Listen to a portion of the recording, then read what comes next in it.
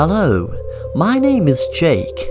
I used to get upset over my daughter Sarah's last boyfriend, Fred, as he was an ex-convict. So was it hard to blame me? I mean, what father would be delighted with their daughter going out with an ex-convict?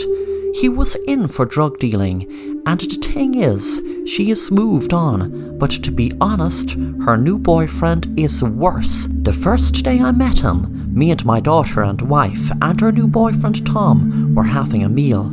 Tom just gave me a cold stare, and there was something dark and void in his eyes. My wife and daughter hadn't seen it, but I knew he was hiding something. I don't know what, I don't know how big, but I just knew. I tried telling my daughter, "Sweetie, I know that you think you know Tom, but are you really sure you really know him? I mean, put it this way, he doesn't seem to talk about his family much." My daughter cut me off. "Dad, why do you question everything and everyone I go out with?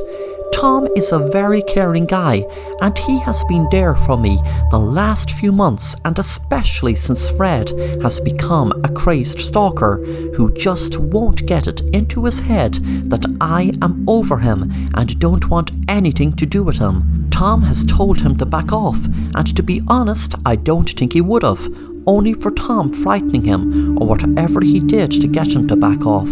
I was really scared my daughter was going to get into trouble with this stranger Tom, so I used it to my advantage what she had just told me about Tom frightening her ex Fred. I said to my daughter, "Well, there you go, sweetie. You don't know what he did to Fred. Did he threaten to kill him, or did he have him beaten up? I mean, let's face it, Fred doesn't seem the type of guy to just back off.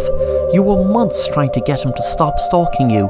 I was hoping to find something to prove I was right about my daughter's new boyfriend Tom, so I did some research and typed his name into the search engine. Millions of results came up, so I tried doing the image search of him, and the town, and the company he is meant to work for. I was hoping he wouldn't appear at all, that he was just giving a false name, and he would be cut out way before anything bad happened to my daughter. But my hopes were dashed when his face popped up. Things came to a head one Friday night, when me and my daughter went to Tom's house. She was delighted I had accepted to go to his house for a meal. My daughter went in and had just realised I'd left my phone in my car, so I went out and fetched it. A few seconds later, I heard a gunshot from inside Tom's house, and my heart started racing. I ran into the house and saw my daughter crying inside there. I told her, "Get back." I had a gun with me at all times for protection, and my daughter knew about it. I told my daughter to stand back, and I kicked the door in and could see my daughter's ex bleeding to death on the ground. Tom was standing there shouting. I shot him in the head and explained to my daughter I had to, as he had his gun held to my head and was going to kill me. My daughter rang the police, and while I was waiting I saw her on the laptop and asked her what she was looking at. She told me, "Don't worry, Tom has CCTV inside the house and outside. I'll be able to show the police that you just shot him in self-defense." Then I noticed I could see my hand go in the window while I was pretending to fetch my phone, but I had went around knowing the window was open. All was ajar. It was a habit Tom had that was a real advantage to me.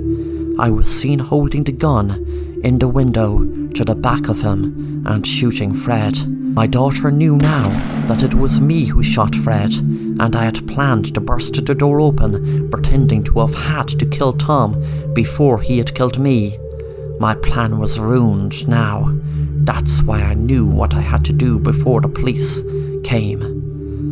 I knew they would know that it was me that purposely set up Tom to look like the killer that killed Fred, but it was really me. And it was really me who killed Tom because I wanted to, not because it was self-defense. And I knew what I had to do before the police came. So I held the gun up to my daughter and pulled the trigger.